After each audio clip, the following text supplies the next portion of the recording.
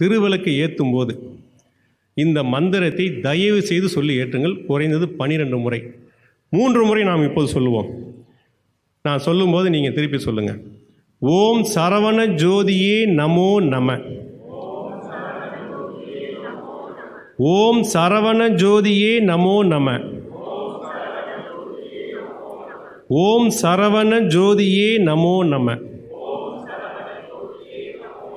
இவ்வளோதாங்க. நீங்கள் அரூபமாக இருக்கின்ற இறைவனை புறக்கண்களால் பார்க்க முடியாது. ஜோதி வடிவில் இருக்கிறார்கள். நாம் மனசார உளமாற நம்பிக்கையோடு இந்த திருவிளக்கு ஏற்றும்போது இந்த நாமத்தை சொல்லி, இந்த மந்திரத்தை சொல்லி குறைந்தது 12 முறையாவது சொல்லி திருவிளக்கு ஏற்றினால் அந்த ஜோதியில் அமர்வார்கள். அந்த